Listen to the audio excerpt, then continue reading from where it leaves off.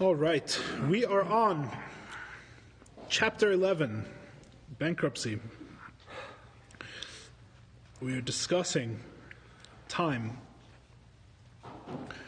God's existence beyond time, time as a limited or finite creation. We've gone through the first paragraph of this chapter. And the first paragraph basically entailed the philosophical treatment of time as a limited entity, which we covered at the very basic level. I was actually speaking with a friend of mine this week, and we were talking about some of the various quandaries and issues and all sorts of things. It's by no means a straightforward topic that we plumb to its depth, but we gave it the simple treatment. And the bottom line is, as the Tzemach Tzedek says, that it is inconceivable, it is impossible really, for time to be infinite in extent. And we basically explained, because time has a finite measure, it's limited it's measured in finite and defined quantities.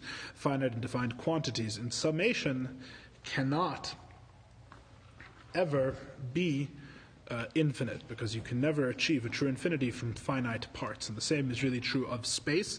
And time and space share this nature more or less. We explained that it's easier to understand with regards to space, because space is a lower and more physical thing which can actually be measured at one time. It's kind of circular, but the bottom line is that space, it's easier to observe the phenomenon of space in being in finite portions than it is time, because time is inherently a little bit more spiritual, a little bit more abstract concept as space, which is why you'll find, I think, generally that there are more philosophical questions about very difficult philosophical questions with regards to time than there are to space. But the bottom line is, as we've said in the past couple of weeks, that it is inconceivable for the past to extend infinitely, or for time to be of an infinite construct. Generally speaking, infinitude is one. The infinite is unified. Time is not unified. Time is quantified. Time is bodily. There's change within time. Really, time and change go together, as we touched on, and we will touch on again. And God exists beyond time. And what we mean when we say God exists beyond time is not that he has existed forever, because that means existing forever within time. That's a certain type of infinitude. If time were to be infinite, you could imagine that God existed for all of that time. That wouldn't be a problem. But that's not the way in which God is eternal. God is not eternal within time. God is eternal beyond time. God exists on a different dimension entirely. The very same way that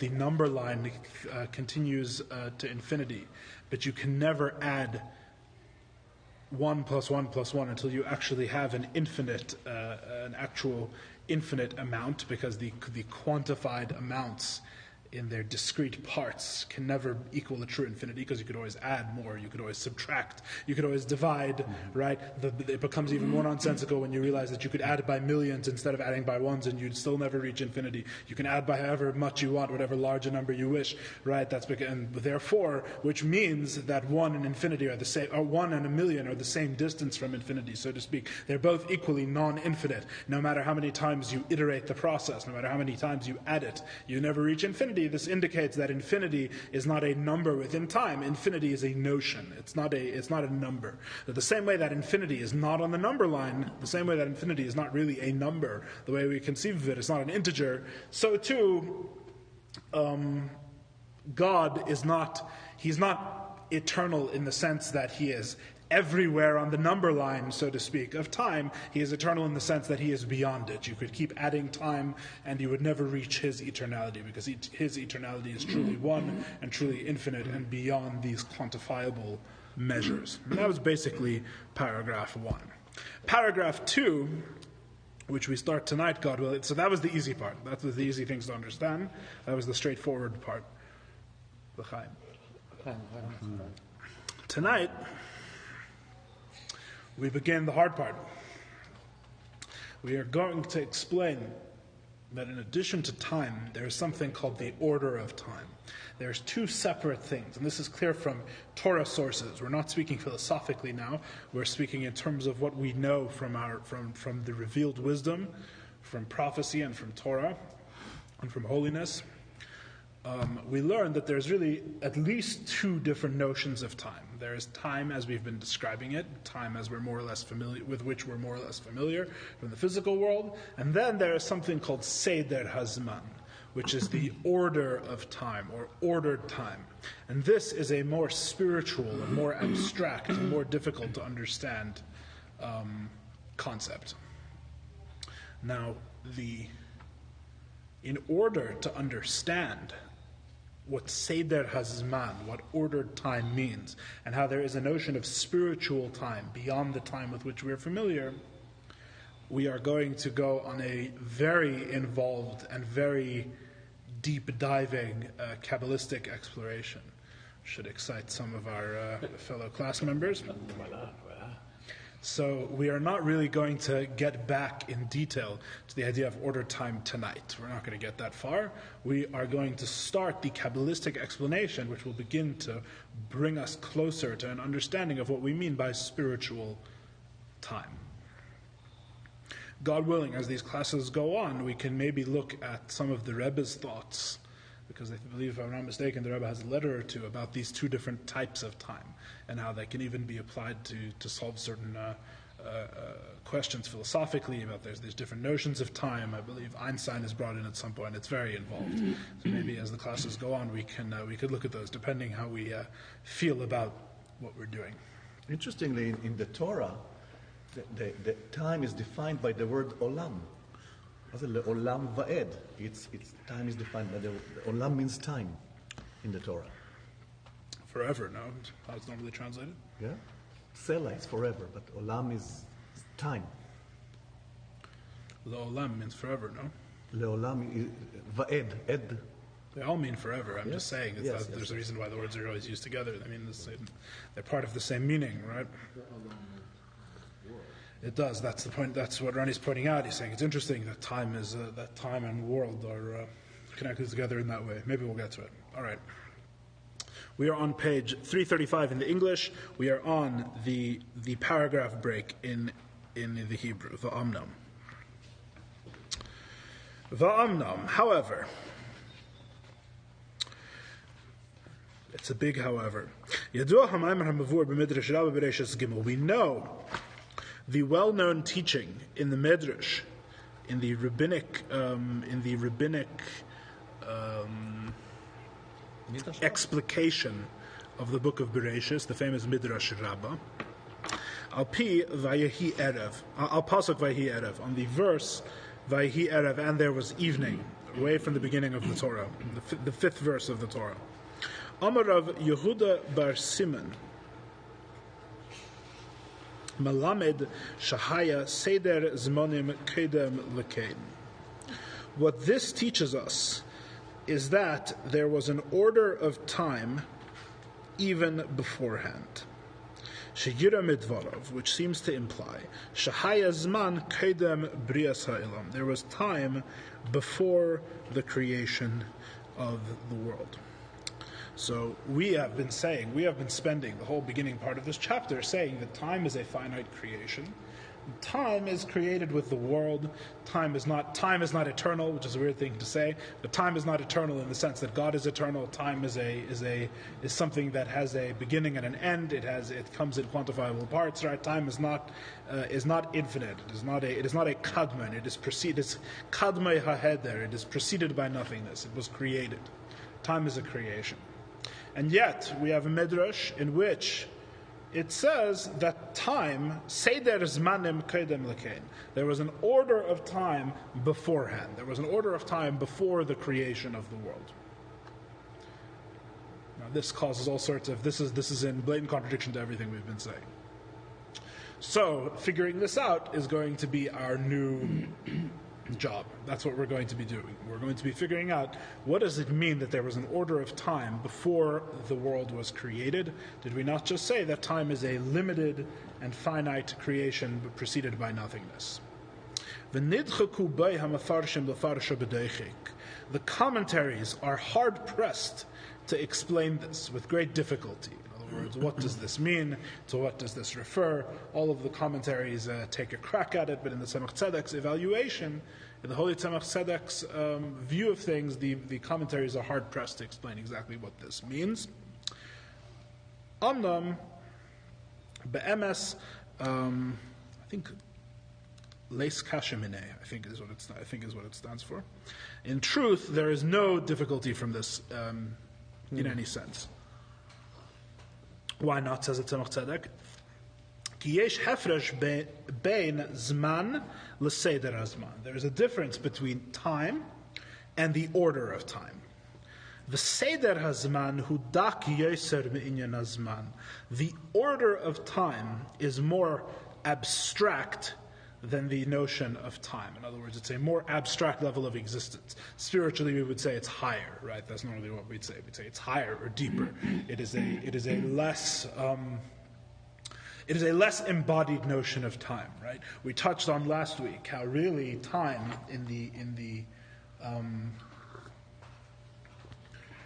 time is really, in a sense, a dependent creation in some ways. We touched on this last week. That time is really defined by the change of things, right? There's a whole question: if nothing existed, if there were no objects and there were space, would there still be time? Because time is really the relation of change in various things, right? So the whole notion of time, as we normally conceive of it, of past, present, and future, right, is with regards to the way things change. Something was one way before, and something is one way now, and in the future it will be different, right? Since time is only really measured through change, this is part of the philosophical difficulty, because once you say things are only measured through change, then you can have an opinion which says that the past and future don't really exist at all, right? It's just one is a memory, and one is what imagines what will happen, only the present exists, right? There's all sorts of interesting things you can do, because time, unlike space, which is, again, this goes back to how space is a more physical and less abstract than time, right? Space, space, we have a very firm sense that things continue to extend even when we're not directly observing them, or even when we're not directly experiencing them right now, right? Like, in other words, the notion that I measure this room as a certain number of feet, and beyond that the feet continue, right, is fairly intuitive and obvious. Right, it would seem. Perhaps it doesn't, but it would take more of a proof to show that it's not rather than it is. Our intuitive sense is that space continues. Why not? If I measure this far, I can just measure further. With time, it's more abstract. It's much harder to even conceive of that. Right? We have a conception that now exists. But what about what did happen? Right? Is what happened in the past something that exists now currently, or is it something which has simply ceased to be? Because all of time is really just things changing. So is the present just the exact snapshot of everything as it is right now, and then there is nothing else? And time is just our perception of how things changing. If you understand what I mean. So the whole notion of time is more abstract, and Seder Hazman, the order of time, is more abstract than that. Order of time is not having to do with physical bodies at all per se. The order of time is spiritual, so it's even more. It's even more removed from our day-to-day and physical experience. This Kamashi is Bayer, as we will explain more on that later. V'al Seder Hazman, hu shekavanaseh shahaya kedem leken.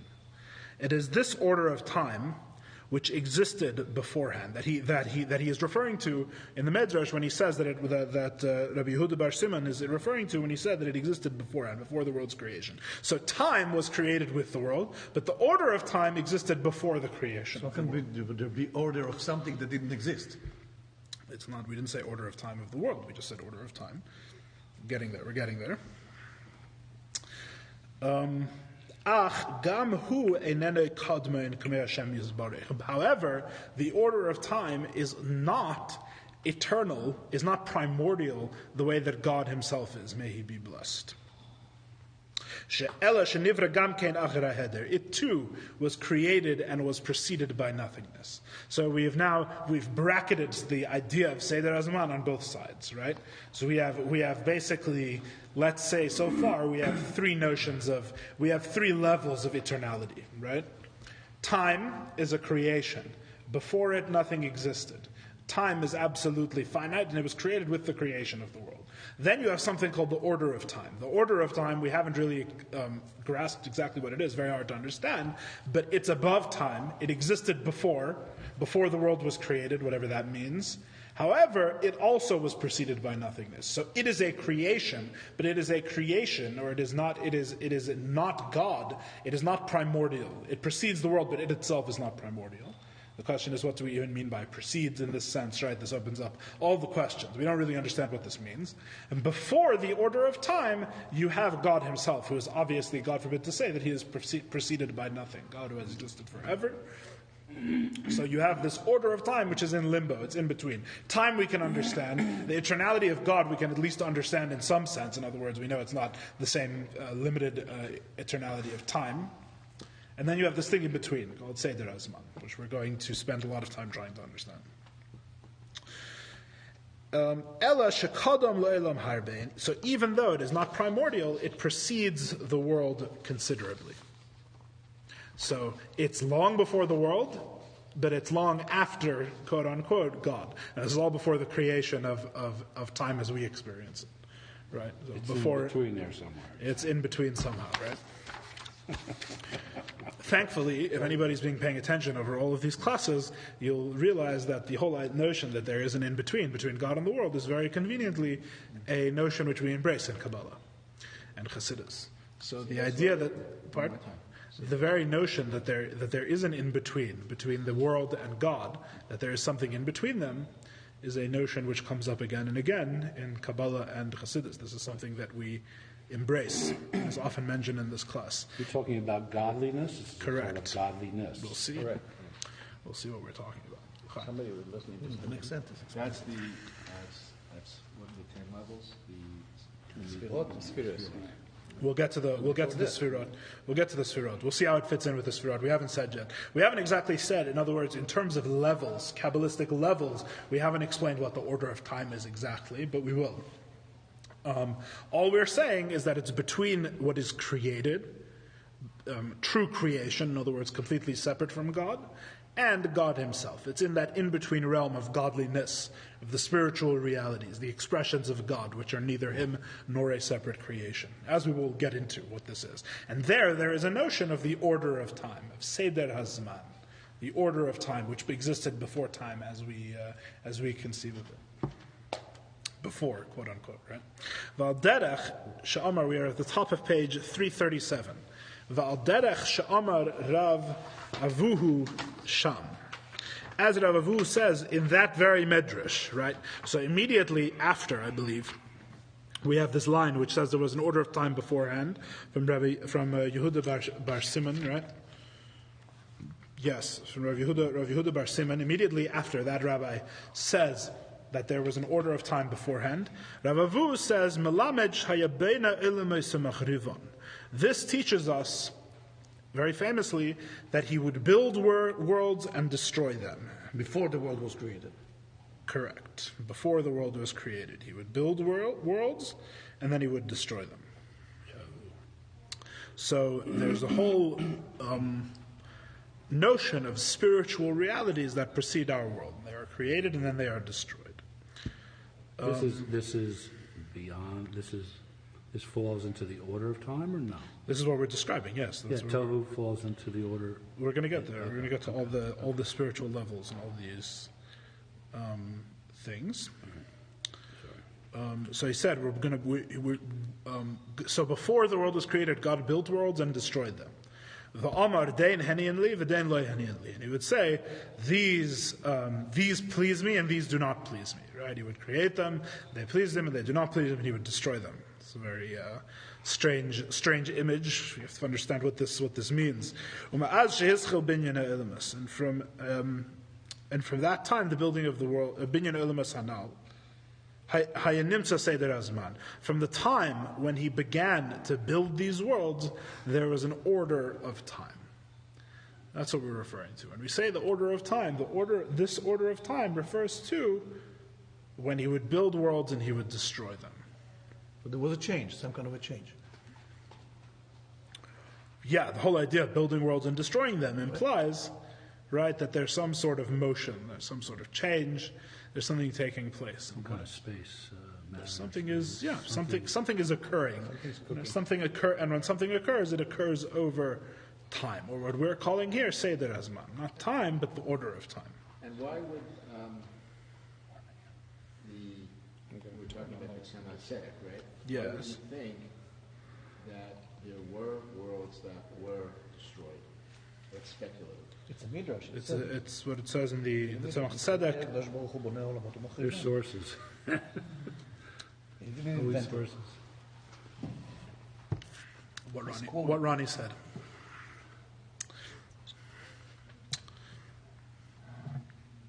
That is what the Medrash says. We have departed from the strict philosophical portion of our discourse. We're no longer discussing based on deductive reason and a few obvious starting observations.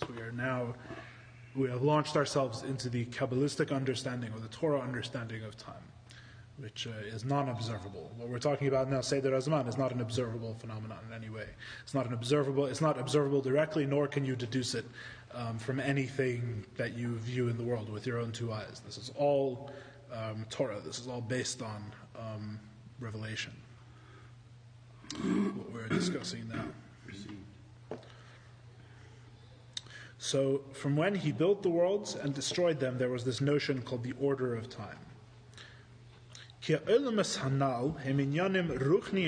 worlds to which we are referring, that were created and destroyed, are lofty spiritual notions, much loftier than our lowly material world, as will be explained. That's the third as will be explained in like 3 lines, by the way.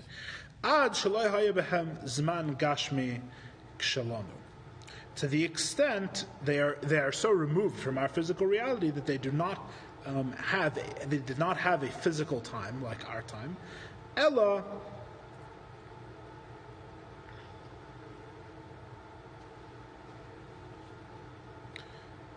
Hamtziim hanikra Seder Hazman. It could be a Metzius. Not sure what that word is. Could be a Metzius. Could be a Metzius. I'm not sure why it's not why I don't like that, but okay. Rather, they had ordered time. So they did not have time like we have it. They had ordered time.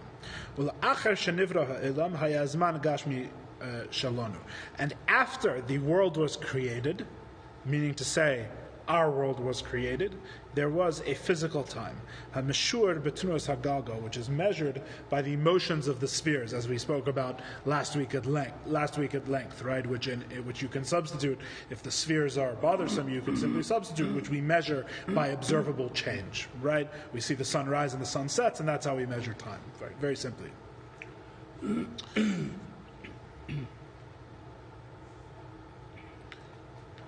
Okay. So far clear. I think that's pretty straightforward. We don't really understand what any of it's talking about, but what it says is straightforward. In other words, we get the categorizations of time, and then there's the order of time, and then there's God who is beyond both. We understand that. Before the creation of these worlds, to which we are referring, the ones that were built and destroyed, Gam Seder Hazman lo haya. There was also no order of time. Ella hayahu yisbarech levadei hu. He, may he be blessed, was completely alone. Shehu lamayla min hazman legamrei kanal. He is totally transcendent of time. Here we are ready. The people who are thinking should be uncomfortable. This is weird. This is weird stuff we're starting to talk about now. Because what we're saying is like this, right? The whole notion that something can exist before time is a very troublesome notion. Right? What do we mean by before? Well, as we're going to explain, there's this notion of Seder Hazman. And Seder Hazman means that it's not before temporally, in the sense that we normally say. We mean it's before causally, even if temporally it is present at the same time. Really, it exists beyond the limits of time. But the point is that we're talking about a causal order, right? There's cause and effect. Cause and effect, a whole chain of them. There's a whole series, there's a whole system of cause and effect. And this system of cause and effect has a spiritual notion of space and a spiritual notion of time, as we're going to explain at great length. Now, we're saying that before that, right, this notion, even if we don't understand exactly what we're talking about, it should evoke this feeling that this is why this is all part of this discourse, because this should remind you of a lot of things that we've spoken about before.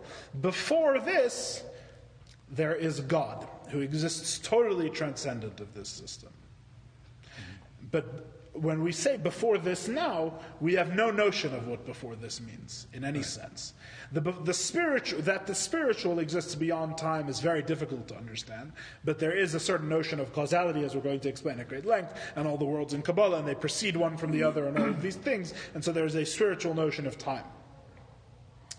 But that God exists before this is something which is very hard to grasp even a little bit of, because we don't mean that he exists before it causally, because if he exists before it causally, if we just mean that it comes from God, doesn't that mean that God exists within that system of time, right? So what this whole system, the order of time, comes from God in a different way than the individual steps in the system come from each other.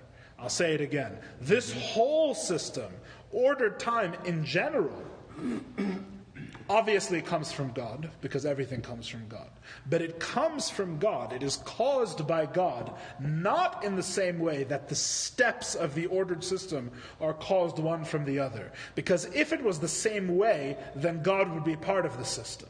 Right? God would exist within that reference of time, right? You would say he existed eternally, not within temporal time, but within the order of time. In other words, he is the first cause in a system of causes, right? Which is the philosophical conception of God. Here, we're saying something much weirder, which is the Kabbalistic conception, right? Which is the Chassidic conception, which is that God is not the first cause in the ordered system. The ordered system comes from God, but God is not its first cause. God is beyond the system entirely.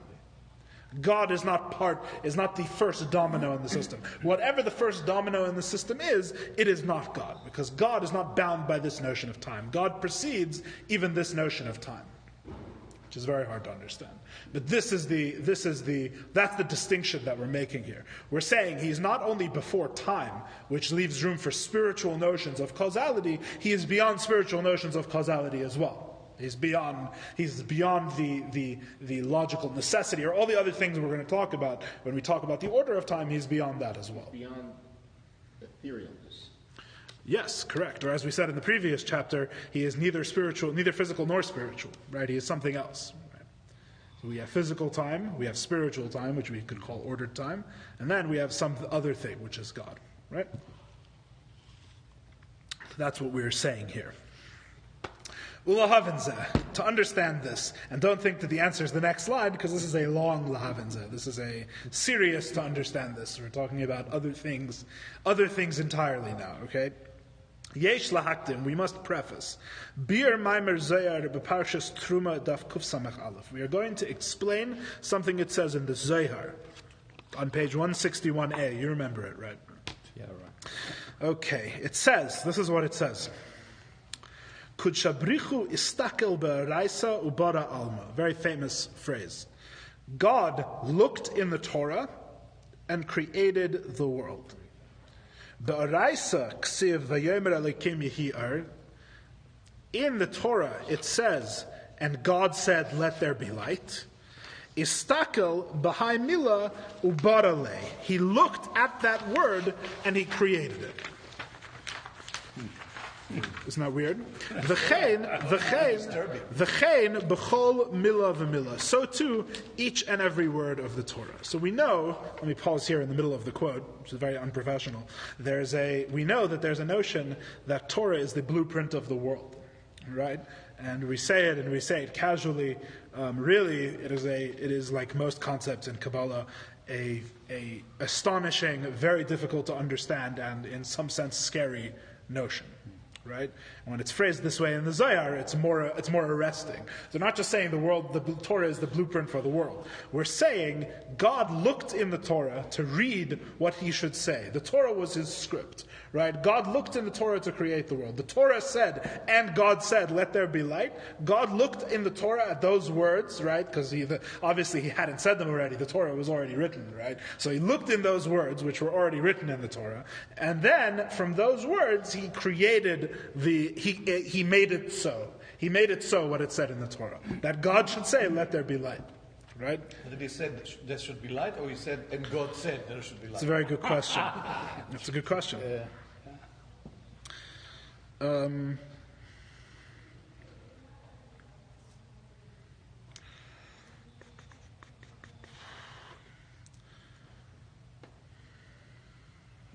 what's the answer? Oh, to that question?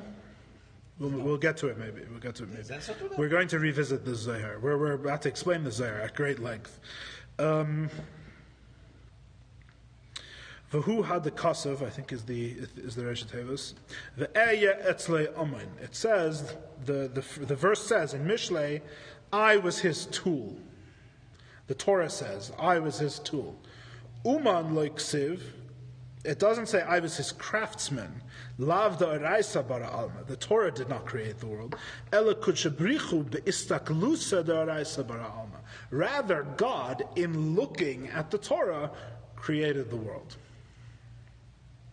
Again, it says, so the first half says, God looked in the Torah to create the world. He saw the words and God said, let there be light. And he looked at that word and made it so, and so too each and every word. That's the first half of what the Zohar says. The second half of what the Zohar says is, it says in Mishlei, it says in Proverbs, I was his tool. The Torah speaking anthropomorphically. I was his tool in the creation of the world. Says the Zohar, it doesn't say I was his craftsman. It's not like God sent the Torah and the Torah created the world. Rather, God, looking in the Torah, created the world. God created the world by looking at what it said in the Torah. Okay? This is before the Torah was created, before the Torah exists. Obviously, the Torah precedes the world from the Zohar. From the order of time. Well, we're not. Don't leap ahead. I told you, don't even try and connect it to the order of time yet. We're on a different. We'll get back to it. Before you go. I thought you were going to continue. We're on a tangent. Yeah. So, and I may have asked this before. Yeah. When I think of the Torah, I think of the Chumash. Yes. But I think the way you're describing the Torah, it's far more ephemeral. What's ephemeral? Ephemeral is the wisdom of it. We're going to. When you say the blueprint of everything, the wisdom of everything. We are going to answer that question. We're going to get to it. What the Torah, what this means is what we're going to get to. What does it mean? He looked in the Torah. What's the Torah as it existed then? It's describing the.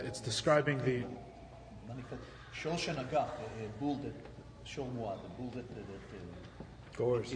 In the upper realms, in the spiritual realms, there's not actual show and actual bull that never mind. Thank you. It's different manifestation of the same thing in different realms.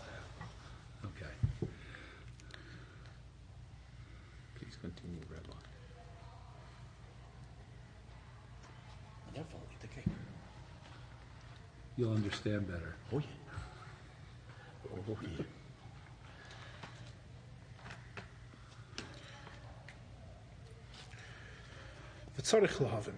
We have to understand the mashma. It is implied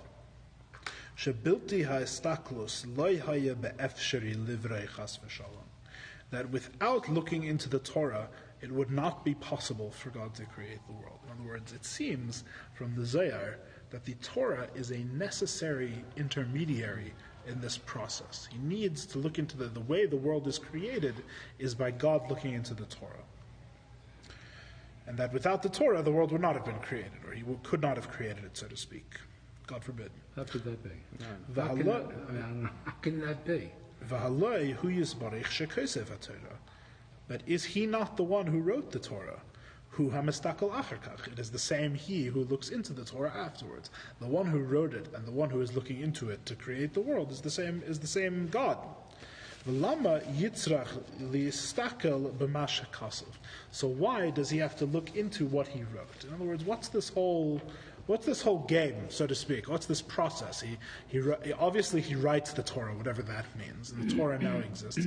And then he looks into the Torah, and then he creates the world using the Torah. Why the whole process? He is the one who knew obviously everything that was written in the Torah, because the Torah is from him. So he should just create the world directly. What does it mean that he looks in the Torah and then creates the world? What is this notion of Torah? What does it mean that he looks into it and then he uses the Torah to create the world? This is the question. Va'inyan. And the answer can be explained as follows. Ki nisboir le'el perek daled, as we explained before in chapter 4, which for us was a long time ago. She'eshavus haribui min ha'echad ha'pashut baruch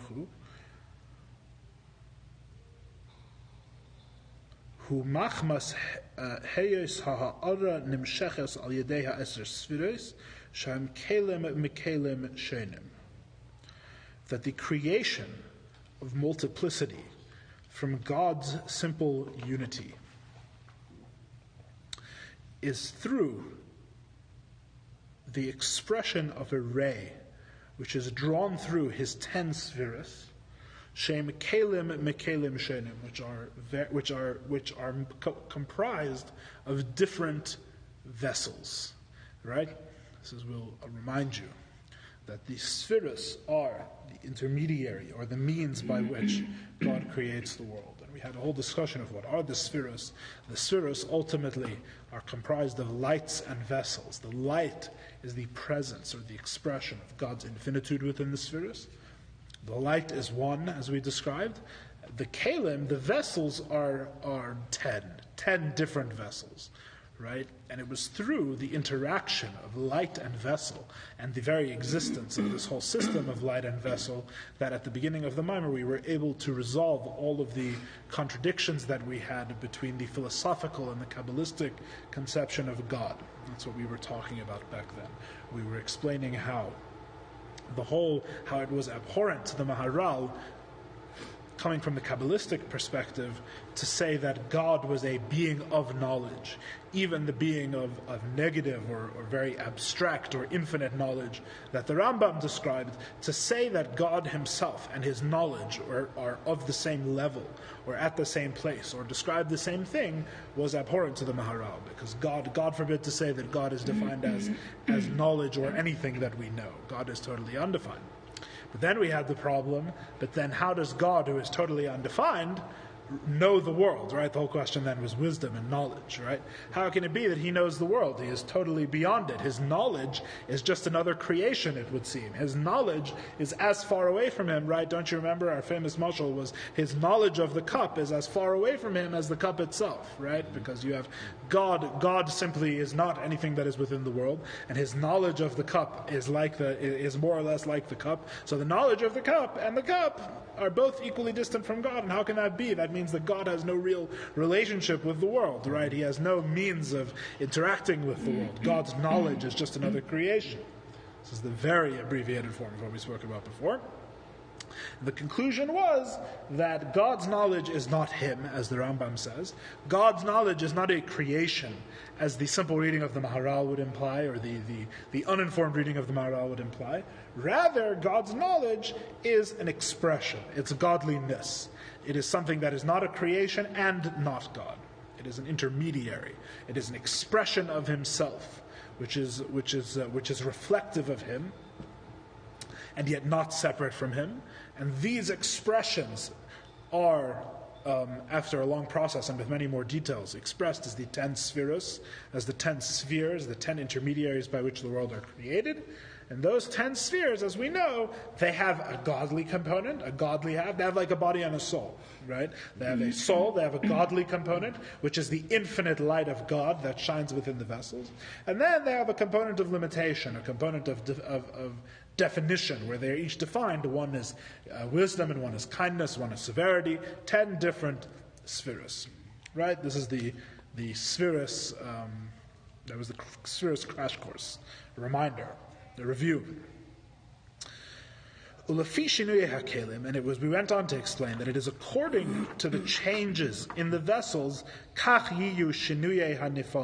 so too are the changes in what is affected, right? In how God relates to the world. Ultimately, all the changes that we normally describe, or at least the majority of the changes that we ascribe to God in his relationship with the world, are due to changes in the vessels, right? Like if you remember, we had the whole idea of God gives a punishment one day and reward the next day. This is because God's light shines through the vessel of kindness or shines through the vessel of severity, right?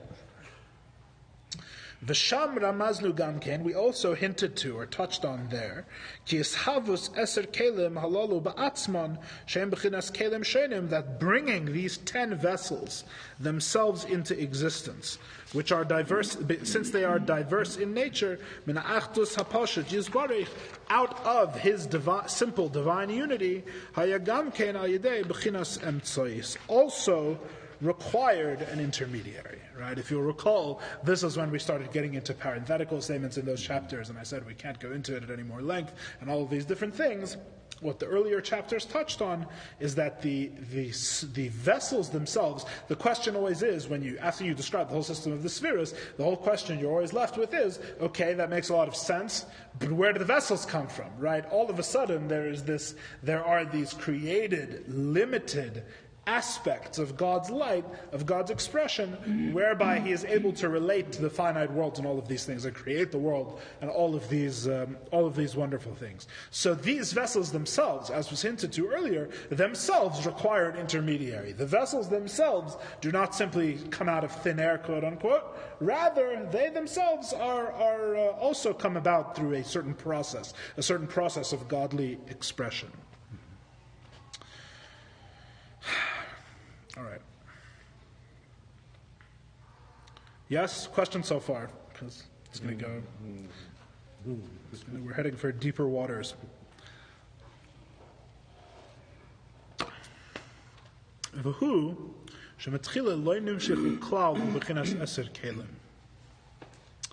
What do we mean that the vessels were created through an intermediary? They themselves required a process to create. Let's describe that process. The vessels, at first, were not drawn forth as 10 separate vessels. Ella kli echad haklula me'eser. Rather, they were drawn forth as one vessel made of 10. Including 10. One including 10. V'hu hanikra akudim. What? This is what is called akudim. Akudim means gathered together, right? Or bound together, right? We have Akedas Yitzchak, the binding of Isaac, same word, right?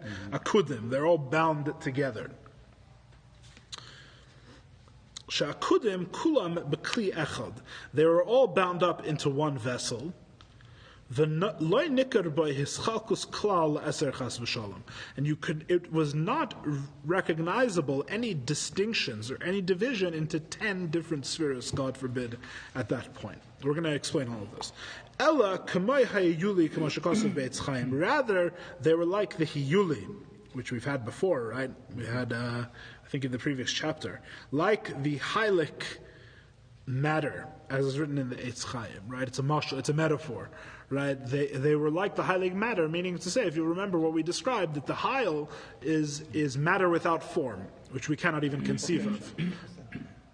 Yeah, it's matter which is purely potential, which means it shouldn't really exist, right? Or we have no conception of what it would mean for it to exist, because everything that we conceive of exists with an actualized form as a certain type of thing. This is something which exists, but not as a specific type of thing. right? This is like what this already very abstract notion is a metaphor for what akudim is. Akudim is that all of the vessels are part of one vessel. They are emanated as one. We're going to explain and go into all of this at much greater length. They're all emanated as one.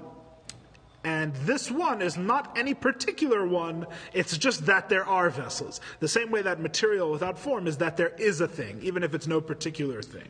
Right? Okay. I just want to get through the overview today, and then we'll review tomorrow, and then the next week, and then we will explain all of these things. As is written elsewhere. 1 second. Let me see how this goes here.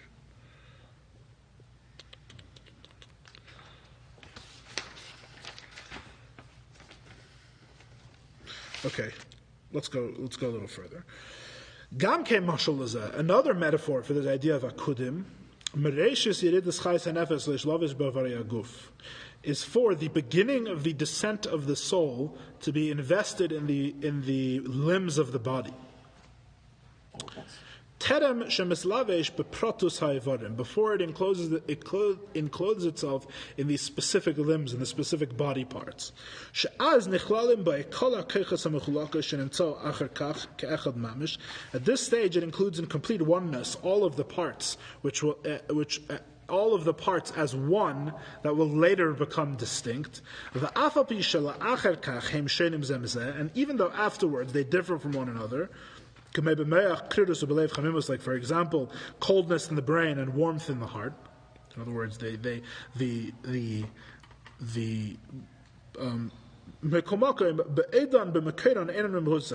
they're in their source, they are not of these essence. They don't have these natures at all. And to the extent that they are actually one. So, in other words, you imagine that a person, in other words, the soul is what makes the body alive, right? The soul is what gives life to the body. Now you imagine the soul gives life to the body, but the soul has not. What's the term? The soul has not formulated. Like what a dye does in a liquid. A dye diffused proliferates, but there's a better word. It's not proliferate isn't the word. Divides itself to the parts of the body. But there's a good English word for it, though. Doesn't matter. Yeah. So before I'm sorry. about this world. Before the distributes. It combines. Before the soul, doesn't matter what the word is. Before the soul Manifests. Expresses that the person is alive in each part of the body, in its specific way, there is first the very notion that the person is alive. Right? There is an initial notion that the person is alive purely, so to speak. He simply is alive. Now, we're not really familiar with this in day-to-day life, just as we're not really familiar with matter without a form. It's really the same idea. Right? We're not familiar with the idea that something is, but it is not anything in particular. Right?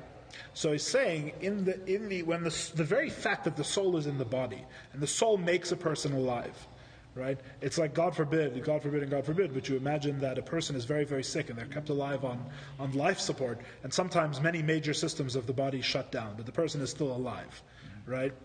So the whole idea is that, or alternatively, the way that there is life in a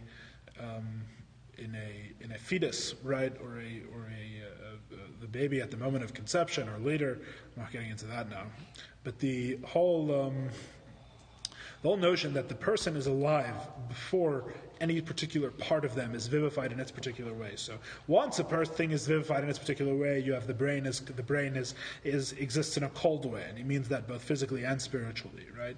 The brain is a quote unquote a cold organ, and it's also there's a spiritual coldness that comes with the mind, as opposed to the emotions, which are the heart is physically hotter and spiritually hotter, whatever that means. It's more inflamed, it's more passionate, it's more involved, all these different things.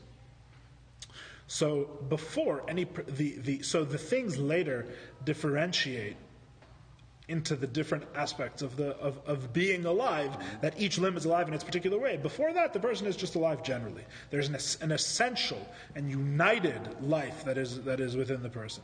And at that point, when they're united, it's the strangest thing, because even though the life will differentiate into opposite aspects, right? It will lose that unity and will spin apart and differentiate into things which are opposite one of the other. The mind and the heart are opposite. The mind is cold. The heart is hot. When they're in that initial life, they're all united as one. Are they negated or no? They're not negated. On the contrary, in the deepest truth, they're one. It's the opposite of negation. In their deepest and highest manifestation, they're really not contradictory. Really, they're only one. Right? How do we get to this from this? I warned you. I warned you that we're not. I warned you that to understand that, you have to understand some other things first.